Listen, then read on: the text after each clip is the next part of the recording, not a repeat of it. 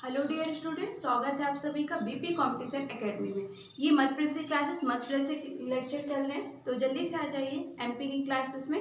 फिर हम आगे आज एक नया टॉपिक जो आप लोग के पेपर में बहुत ही परीक्षा में आप लोग को बहुत ही ज़्यादा प्रश्न देखने को मिलते हैं और कंफर्म ही रहता है इससे एक दो प्रश्न आने, और बहुत इंपॉर्टेंट है, बहुत ही अच्छा टॉपिक है। तो आज हम स्टार्टिंग से बिल्कुल छोटी चीज़ों से लेकर के बड़ी बड़ी चीज़ें डिटेलिंग करेंगे।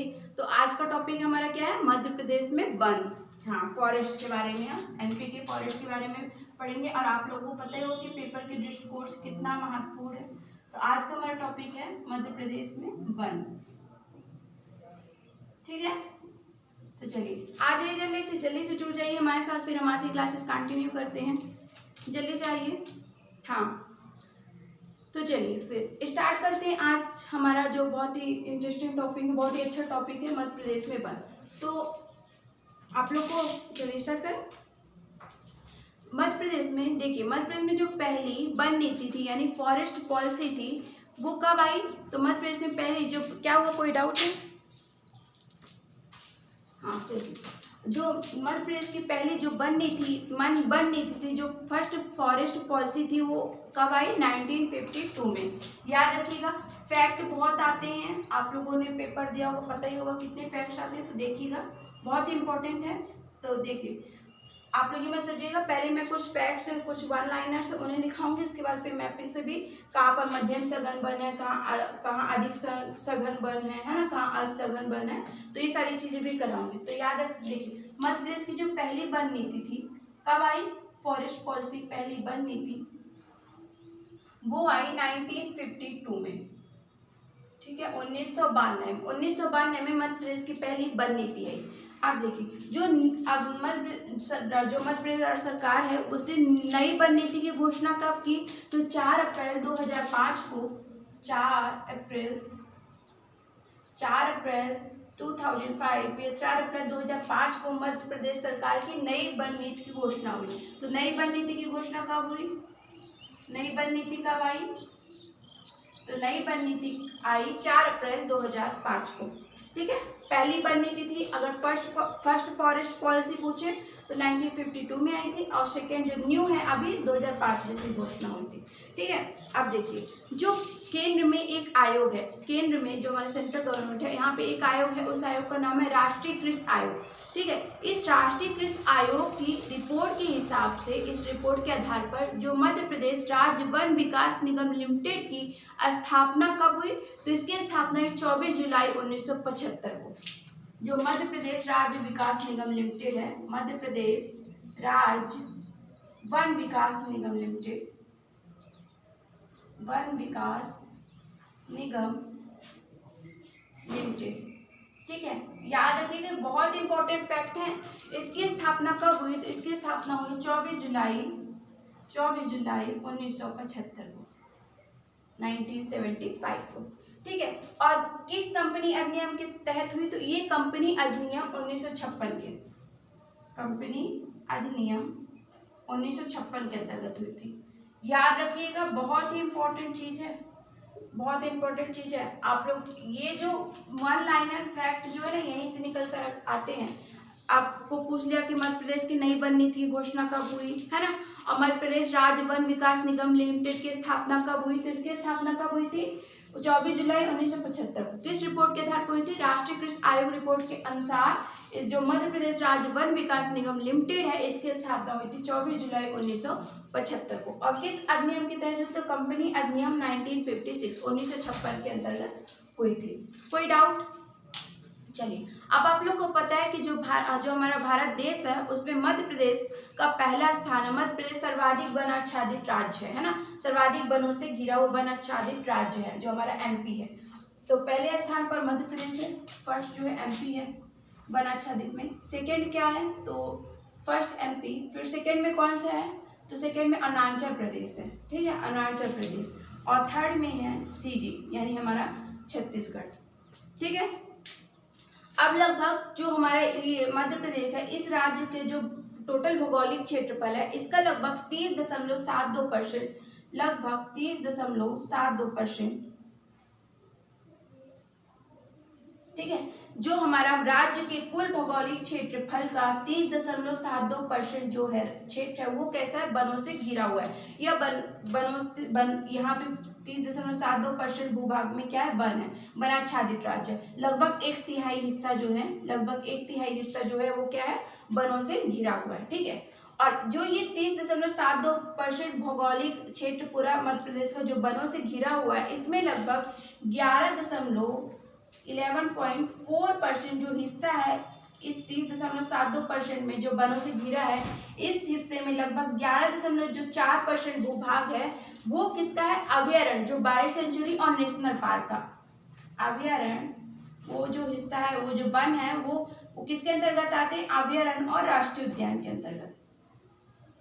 तो अभयारण्य और राष्ट्रीय उद्यान का योगदान है लगभग 11.4%। कोई डाउट? अब देखिए, बहुत इंपॉर्टेंट फैक्ट है, बहुत इंपॉर्टेंट चीज है, पेपर में देखने को मिला होगा, आप लोगों ने देखा ही होगा। एक जो मध्य प्रदेश में, यहाँ पर मध्य प्रदेश में प्रमुख रूप से उष्णकटिबंधीय वन पाए जाते हैं। कैसे वन? उष्णकटिबंधीय वन, उष्णकटिबंधीय वन। ठीक है। तो मध्य प्रदेश राज्य में कैसे, एमपी में कैसे वन है, तो उष्णकटिबंधीय वन। ये उष्णकटिबंधीय वन लगभग कर्क रेखा और मकर रेखा के बीच में पाए जाते हैं ना, आप लोगों ने जियोग्राफी में पढ़ा ही होगा। तो देखिए, जो अब उष्णकटिबंधीय, अब इस वन के आधार पर मध्य प्रदेश के 4 आधारों पर वनों को बांटा गया है, 4 आधार पर। वो 4 आधार कौन कौन से हैं देखिएगा। जो मध्य प्रदेश के वन है, बहुत इंपॉर्टेंट चीज है, थ्योरी जरूर लग रही होगी पर फैक्ट यहाँ से बहुत सारे प्रश्न बन चुके हैं आप लोगों के पेपर में। ठीक है। तो देखिएगा, जो 4 आधार है वो कौन कौन से आधार? पहला आधार है जलवायु के आधार पर। जो मध्य प्रदेश के वन है उनको 4 आधारों पर डिवाइड किया गया है। तो पहला आधार हो गया जलवायु, दूसरा आधार हो गया प्रादेशिक आधार पर, प्रादेशिक आधार पर, तीसरा प्रजाति के आधार पर वनों को डिवाइड किया गया है, और चौथा है, कोई डाउट है, प्रशासनिक, हाँ प्रजाति, प्रादेशिक या प्रशासनिक आधार पर। ठीक है, प्रशासनिक आधार पर, प्रादेशिक या अब प्रशासनिक आधार पर, प्रशासनिक आधार पर। ठीक है, ये 4 कैटेगरी है। ठीक है, कोई डाउट? जलवायु के आधार पर, प्रादेशिक आधार पर, प्रजाति और प्रशासनिक आधार पर। ठीक है। अब इस जलवायु के आधार पर भी 3 भागों में बांटा गया है, प्रादेशिक आधार पर भी 3 भागों में डिवाइड किया गया और प्रशासनिक आधारों पर भी इसको 3 भागों में डिवाइड किया गया। तो जलवायु के आधार पर जो 3 भाग है वो कौन कौन से, इसके 3 भागों में डिवाइड किए गए। तो एक है उष्णकटिबंधीय वन, उष्णकटिबंधीय शुष्क पर्णपाती वन, और एक है उष्णकटिबंधीय आर्द्र पर्णपाती वन, और एक है उष्णकटिबंधीय कटीले वन। इस जलवायु के आधार पर इस वन को, पहले तो मध्य प्रदेश में वनों को 4 भागों का 4 कैटेगरी आ गई। एक तो जलवायु के आधार पर वन हो जाएंगे आपके, एक प्रादेशिक संरचना के आधार पर वनों को डिवाइड कर दिया कि उस टाइप के यहाँ वन है, एक प्रजाति के आधार पर, एक प्रशासनिक आधार पर। प्रशासनिक आधार में संरक्षित, आरक्षित, आवर्गित वन। ये मैं पूरा डिटेलिंग आपको बताऊंगी, कोई डाउट नहीं, बेसिक चीजों से स्टार्ट कर रही हूँ, बस आप जुड़े रहिए। तो आप लोग को बिल्कुल बेसिक चीजों, थ्योरी से लेकर के पूरी डिटेलिंग सब कुछ आप लोग को है ना, मैपिंग में भी मैं बताऊंगी, तो आप टेंशन मत लीजिए, बस मेरे साथ जुड़े रहिए, समझिए पहले। तो देखिए, जो जलवायु के आधार पर, तो जलवायु के आधार पर पहला उष्णकटिबंधीय शुष्क पर्णपाती वन, उष्णकटिबंधीय शुष्क पर्णपाती वन, शुष्क पर्णपाती वन। ठीक है, फर्स्ट हो गया। फिर उष्णकटिबंधीय आर्द्र पर्णपाती वन, उष्णकटिबंधीय आर्द्र पर्णपाती वन, सेकेंड जो भाग होगा आर्द्र पर्णपाती वन। और फिर है उष्णकटिबंधीय कटीले वन। ठीक है, ये जलवायु के आधार पर इसकी 3 कैटेगरी हो गई, बी सी। उष्णकटिबंधीय शुष्क पर्णपाती वन, फिर उष्णकटिबंधीय आर्द्र पर्णपाती वन, और फिर उष्णकटिबंधीय कटीले वन। जलवायु के आधार पर इन 3 भागों में डिवाइड कर दिया गया। अब प्रादेशिक आधार पर भी, जो ये प्रादेशिक आधार है, इसके आधार पर भी 3 भागों में डिवाइड किया गया है। तो पहला भाग होगा विंध्य कैमूर श्रेणी, दूसरा है सतपुड़ा मैकल श्रेणी, और तीसरा है मुरैना शिवपुरी। जलवायु के आधार पर नोट कर लिया। अब प्रादेशिक आधार पर, तो प्रादेशिक आधार पर भी, प्रादेशिक आधार पर 3 है। एक विंध्य कैमूर श्रेणी, जो आपकी जहाँ पर विंध्य और कैमूर आपकी पहाड़ियाँ पाई जाती है ना, विंध्य कैमूर, उस वो वाला क्षेत्र। फिर दूसरा है सतपुड़ा वाला क्षेत्र, सतपुड़ा मैकल श्रेणी, और तीसरा है मुरैना शिवपुरी पठार श्रेणी। तो प्रादेशिक आधार पर 3 भाग हैं, आप लोग को पता ही होगा। पहला भाग होगा, यहाँ पे लिख दो तो कोई डाउट नहीं होगा आपको। पहला है विंध्य कैमूर श्रेणी, बिंद कैमोशेडी। आप लोग इसको एक बार समझ लीजिए, मैं लिख रही हूँ ताकि आप लोग को कोई कंफ्यूजन ना, बोलने से है ना, थोड़ा सा लिख दूंगी तो आप लोग को थोड़ा ज्यादा अच्छे से डाउट नहीं होगा। तो बिंद कैमोशेडी, आप लोग को पता है कि बिंद बिंद जो हमारी बिंद श्रेणी कैमोशेडी है ना, नदियां पड़ी है, पहाड़ियां पड़ी, तो आप लोग को पता होगा। दूसरी है सतपुड़ा, जिन्होंने नहीं किया है तो प्लीज एक बार आप लोग प्रीवियस वीडियो पढ़ लीजिए। इसलिए मैंने पहाड़ियां और श्रेणियां नदियां करा दी हैं, क्योंकि बहुत सारी नदियां बिंद श्रेणी से निकलती है, तो आप लोग को पता होगा कि एग्जैक्टली मैप में कहाँ पर है। ठीक है, कैमूर पहाड़ियों से भी निकली हैं बहुत सारी नदियां। कोई एक नदी का नाम बताइए जो कैमूर श्रेणी से निकली हुई है, कैमूर पहाड़ियां से, जल्दी से कमेंट कर दीजिए। अब देखिए दूसरी है सतपुड़ा मेका श्रेणी। वनों, ये हम वनों को डिवाइड किया, तो वनों को प्रादेशिक आधार पर, जो प्रदेश का आधार है इसके आधार पर 3 क्षेत्र हैं इसके। पहले क्षेत्र बिंद कैमूर श्रेणी के वनों को पढ़ेंगे हम, फिर सतपुड़ा मेका श्रेणी के वनों को पढ़ेंगे कि इधर पे कैसे वन पाए जाते हैं, लगभग हमारा दक्षिण वाला भाग। फिर हम पढ़ेंगे मुरैना शिवपुरी, मुरैना शिवपुरी। तीसरा है मुरैना शिवपुरी पठार श्रेणी, मुरैना शिवपुरी पठार श्रेणी। प्रादेशिक जलवायु के आधार पर उष्ण कटिबंधीय, उष्ण शुष्क पर्णपाती वन, उष्ण आर्द्र पर्णपाती वन, और है थर्ड नंबर उष्ण कटिबंधीय कटीले वन। ये जलवायु के आधार पर 3 वनों को डिवाइड किया गया है कि ऐसे ऐसे रहते हैं। फिर प्रादेशिक आधार पर तीन बिंद कैमूर श्रेणी, सतपुड़ा मेका श्रेणी और मुरैना शिवपुरी का पठार वाला श्रेणी। अब देखिए प्रशासनिक आधार पर 3 है, जहाँ से ज्यादा प्रश्न बनते हैं। प्रशासनिक आधार पर 3 वन है, कौन कौन से यहाँ पे लिख दूं? आरक्षित वन, आरक्षित वन, दूसरा संरक्षित वन, आरक्षित संरक्षित वन, और थर्ड नंबर है अवर्गीकृत वन। अवर्गीकृत, अवर्गीकृत ये क्या होते हैं, ये कौन से हिस्से हैं मध्य प्रदेश के, ये सारी चीजें हम मैपिंग में अच्छे से डिटेल से पढ़ेंगे। अभी थोड़ी थ्योरी है, कितने पार्ट्स में डिवाइड किए हुए, तो बिल्कुल टेंशन मत लीजिए। और ये पेपर के दृष्टिकोण से आप देखिए आरक्षित संरक्षित अवर्गीकृत वन से कितने हिस्से हैं, क्या है, ये आता है पेपर, तो थोड़ा देखिएगा। इतना समझ में आया। वैसे मध्य प्रदेश के वनों को 4 कैटेगरी है, जलवायु, प्रादेशिक, आपकी प्रजाति और प्रशासनिक आधार पर। जलवायु को 3, प्रादेशिक को 3 भागों में, और प्रशासनिक वनों को भी 3 भागों में डिवाइड किया गया। प्रशासनिक में आपके संरक्षित वन, आरक्षित वन और अवर्गीकृत वन आ गए। और जलवायु में कौन से बता चुके हैं आपको। चलिए फिर आगे देखते हैं। तो देखिए मध्य प्रदेश में वन क्षेत्र है, इसको अब मैं थोड़ा सा साफ करूंगी तब आगे बता पाऊंगी। ठीक है, आप लोग स्क्रीनशॉट ले लिया करिए। ठीक है, लेना स्क्रीनशॉट ले लीजिए।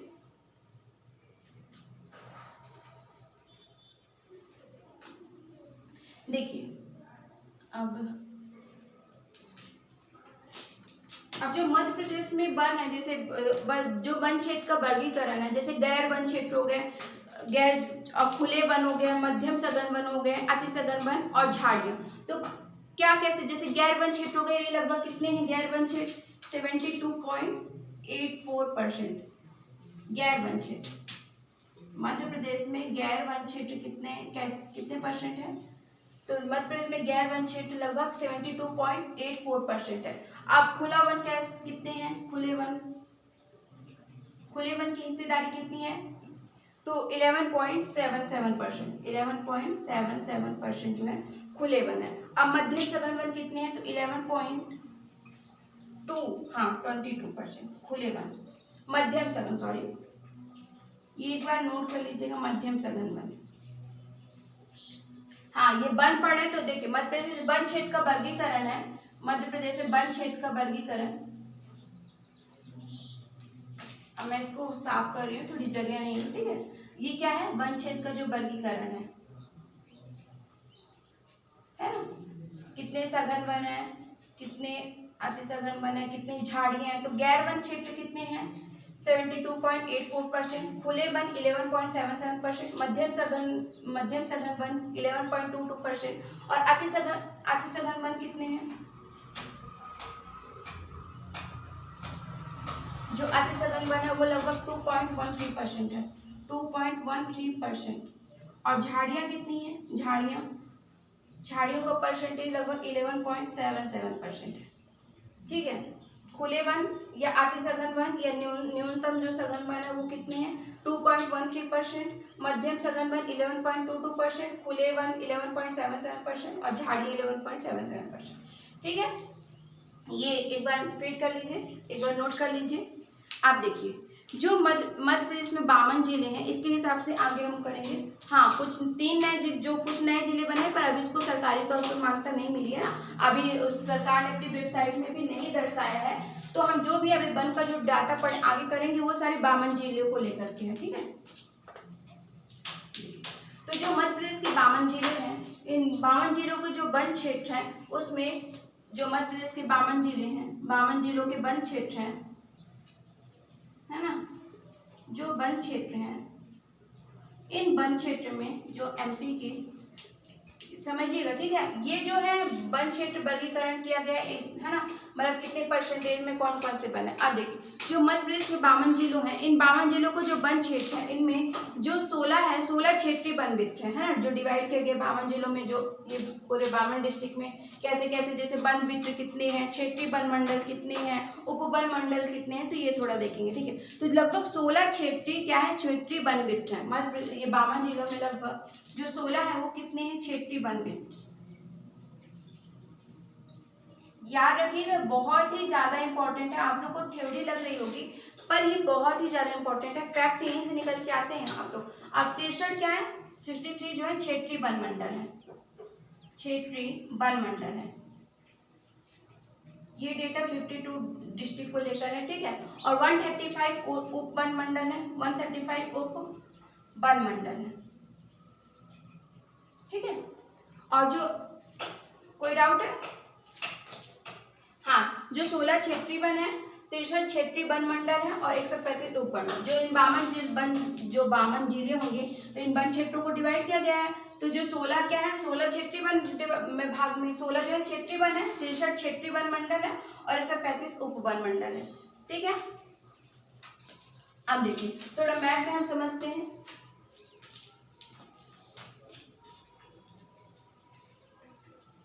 देखिए तो ये जो मैप है ना, आप लोग मैप में समझिए थोड़ा सा वन के बारे में। तो देखिए जो ये वाला एरिया हो गया हमारा, लगभग पूर्वी जो हिस्सा है, यहाँ पे लगभग पूर्वी हिस्सा हो गया, ये वाला क्षेत्र है ना। तो यहाँ पर कैसे वन पाए जाते हैं, यहाँ पे मध्यम सघन वन है। कैसे वन है, मध्यम वन क्षेत्र है, मध्यम वन क्षेत्र है ना, मध्यम सघन वाले वन क्षेत्र है ना। इसमें लगभग सागौन, तेंदूपत्ता वगैरह है ना, वैसे वृक्ष पाए जाते हैं। कैसे, लगभग सागौन और तेंदूपत्ता वगैरह। ये जो हमारा ये थोड़ा सा ये वाला जिला है ना, ये अब देखिए ये जो हमारा हिस्सा है, यहाँ पे अति सघन वन क्षेत्र, कैसा, सघन वन क्षेत्र है। ये वाला हिस्सा कैसा है, सघन। यहाँ पे कौन कौन से जिले आते हैं, सघन वन। आप लोग को पता होगा कि इधर पे बालाघाट आता है, सिवनी आता है, छिंदवाड़ा आता है।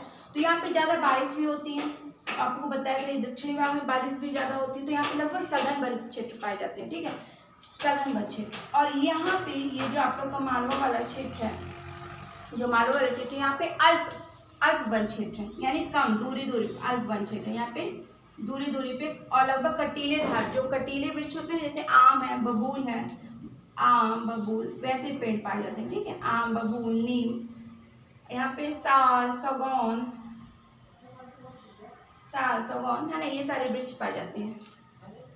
तो ये अल्प वन क्षेत्र है। ये आपका ये जिले तो आप लोग को पता होंगे, मैपिंग आप लोग करते होंगे तो जिले पता होंगे। जो आपका ये मालवा वाला इंदौर हो गया, धार हो गया, रतलाम हो गया, और ये पूर्वी जिला का कुछ हिस्सा, और ये आपका ये वाला हिस्सा बुंदेलखंड, बघेलखंड, वहाँ पे मध्यम वन क्षेत्र है। और सबसे ज़्यादा जो सघन वन क्षेत्र है वो आपके दक्षिणी वाले जिले में है। ठीक है, ये सतपुड़ा मैकाशड़ी वाले क्षेत्र है, वहाँ पर आपके कैसे वन पाए जाते हैं, सघन वन क्षेत्र पाए जाते हैं। ठीक है, अब देखिए, अब मैंने बताया था आप लोगों को कि जलवायु के आधार पर मैंने बता दिया कि कितने वन हैं। अब देखिए जो प्रशासनिक आधार पर जो हम लोग के संरक्षित, आरक्षित और अवर्गीकृत वन है, इनको थोड़ा देखेंगे कितने परसेंटेज में इनका क्षेत्र है, क्या है, पेपर के दृष्टिकोण से बहुत ही महत्वपूर्ण है। तो देखिए आरक्षित वन क्या होते हैं, प्रशासनिक आधार पर जो वनों को डिवाइड किया गया है। अब मैं इसको जगह की वजह से अब मैं इसको थोड़ा सा साफ करूंगी, है ना। आप लोग स्क्रीनशॉट ले लिया करिए या फिर समझ लिया करिए। ठीक है, अब देखिए जो आरक्षित वन है, आरक्षित वन, ये आरक्षित वन आप लोग को पता होगा प्रशासनिक आधार पर, ठीक है, प्रशासनिक आधार पर प्रशासनिक आधार पर, ये जो प्रशासनिक आधार पर 3 कैटेगरी में डिवाइड किया गया है, ठीक है। 3 कैटेगरी में क्या है, आरक्षित, संरक्षित, संरक्षित और अवर्गीकृत। अब ये थोड़ा सा इंपॉर्टेंट है तो थोड़ा सा देखिएगा, ठीक है। तो जो आरक्षित वन है, ये आरक्षित वन है, ये वन राज्य सरकार के अधीन होता है, ठीक है, प्रत्यक्ष पर्यवेक्षक में होता है, यानी बिल्कुल राज्य सरकार के प्रत्यक्ष पर्यवेक्षक में होता है। मतलब कि आप ना यहाँ पे अपने पालतू जानवरों को छोड़ सकते हो, है ना, चरने के लिए, जो चराई करते हैं, या फिर आप इमारती लकड़ियाँ भी नहीं यूज कर सकते हो ना, बिल्कुल प्रतिबंध होता है। वनों में लकड़ी लेना और पशुचरण बिल्कुल बंद होता है, मतलब मना रहती है, ठीक है। तो आरक्षित वन होते हैं वो, ठीक है, राज्य सरकार के बिल्कुल प्रत्यक्ष पर्यवेक्षक में होते हैं ये वन। तो आरक्षित वन का कितना हिस्सा लगभग राज्य में, तो आरक्षित वन का लगभग 65.36% हिस्सा है, ठीक है। कितने परसेंट वन है, जो मध्य प्रदेश के कितने परसेंट वन आरक्षित वन के अंतर्गत आते हैं, तो लगभग 65.36% भूभाग जो वन है वो राज्य सरकार के अंडर आते हैं आरक्षित वन में, ठीक है। इस आरक्षित वन में आपको पता है कि आरक्षित वन क्या होते हैं, जहाँ पर पशु का चरण बिल्कुल मना होता है, आप बिल्कुल ही मना होता है, लकड़ी आप बिल्कुल ही नहीं काट सकते हैं ना, तो ये आरक्षित वन होती है। और इस आरक्षित वन का लगभग मध्य प्रदेश में लगभग 88,649 वर्ग किलोमीटर इसका क्षेत्रफल है, वर्ग किलोमीटर इसका क्षेत्रफल है ना। तो आरक्षित वन लगभग 88,649 वर्ग किलोमीटर इसका क्षेत्रफल। और कितने परसेंट वन, 65.36% आरक्षित वन का परसेंटेज कितना है आरक्षित वन का मध्य प्रदेश में, 65.36%, ठीक है। कोई डाउट है? प्लीज आप लोग इसको थोड़ा सा कॉन्सेंट्रेट कीजिए, हाँ थोड़ा सा लिखना जरूर इसको पड़ेगा, पर आप लोग समझ लीजिए, और ये जो मेन परसेंटेज है इसको नोट कर लिया करिए, ठीक है। आरक्षित वन। अब संरक्षित वन क्या होते हैं, संरक्षित वन भी राज्य सरकार के अंडर होते हैं, लेकिन इस वनों में आपको क्या होता है, जो अस्थायी निवासी लोग होते हैं उनको ईंधन के लिए लकड़ियां और पशुचरण की क्या होती है, अनुमति होती है, ठीक है।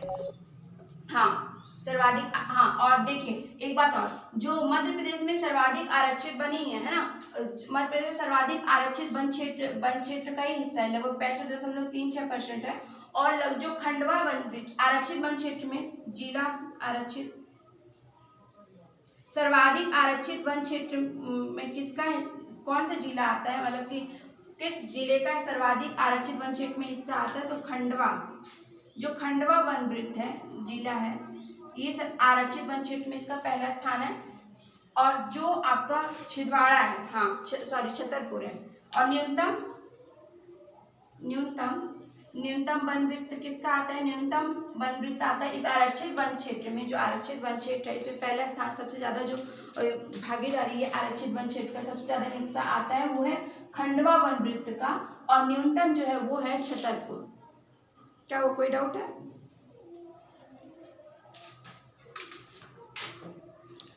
और न्यूनतम किसका है, छतरपुर वन वृत्त का। ये देखिए आप फैक्ट निकल गया है ना, आरक्षित वन में सर्वाधिक वन वृत्त किसका आता है, खंडवा का, और न्यूनतम आता है छतरपुर वन वृत्त का, ठीक है। आप जब कंजर्वेटिव फॉरेस्ट पढ़ रहे हैं तो ये आपको पता है कि राज्य सरकार संरक्षित वन पढ़ रहे हैं तो ये राज्य सरकार के अंडर में होता है, लेकिन क्या होता है इस यहाँ पर स्थानीय लोगों को लकड़ी काटने की, पशु को चराने की क्या होती है, परमिशन होती है, ठीक है। और कितना परसेंट, लगभग 32.84% जो भूभाग है, क्षेत्र है, वो संरक्षित वन का होता है। संरक्षित वन का हिस्सा मध्य प्रदेश में कितना है, तो 32.84% जो भूभाग है, सर्वाधिक आरक्षित वन का हिस्सा है 65.36%। और आरक्षित वन संरक्षित वन का कितना है, तो संरक्षित वन का लगभग 32.84% जो है संरक्षित वन का है, ठीक है। कोई डाउट है? हाँ। और 31,098 वर्ग किलोमीटर इसका क्षेत्रफल है, इसका एरिया कितना है, 31,098, ठीक है। और आरक्षित वन में सर्वाधिक पहला स्थान खंडवा वन वृत्त का है, और न्यूनतम जो वन क्षेत्र है वो किसका आता है, छतरपुर का। कोई डाउट है? आरक्षित वन, हाँ आरक्षित वन का आप लोग ये याद रखिए 65% इसका हिस्सा है, संरक्षित वन का 32%, इतना याद रखिए, ठीक है। अब अवर्गीकृत वन, अवर्गीकृत वन क्या होते हैं, जिन जहाँ पर कुछ प्रतिबंध नहीं होता है ना, कुछ प्रतिबंधित नहीं होता। अवर्गीकृत वन लगभग 1.8% इसका क्षेत्र है। अवर्गीकृत वन यानी किसी चीज का प्रतिबंध नहीं होता है, लगभग 1.8% और 1705 वर्ग किलोमीटर इसका 1705 वर्ग किलोमीटर क्या है इसका क्षेत्र है। आरक्षित वन 65.36% इसका हिस्सा है। संरक्षित वन का 32.84% और अवर्गीकृत वन 1.8% इसका क्षेत्र है। और 1705 वर्ग किलोमीटर इसका अवर्गीकृत वन का, 31,098 वर्ग किलोमीटर संरक्षित वन का और 88,649 वर्ग किलोमीटर आरक्षित वन का हिस्सा आता है, ठीक है, मध्य प्रदेश में। तो आप लोग को यहाँ से पता चल रहा हो कैसे फैक्ट निकल के आते हैं ना। अवर्गीकृत वन यानी कि यहाँ पे आपको पशु भी चरा सकते हो, लकड़ियाँ भी काट सकते हो, मतलब सरकार के अंडर नहीं रहते, बिल्कुल आप फ्री रहते हो, ठीक है, फ्री रहते हो कुछ काम करने के, ठीक है। तो कोई डाउट्स?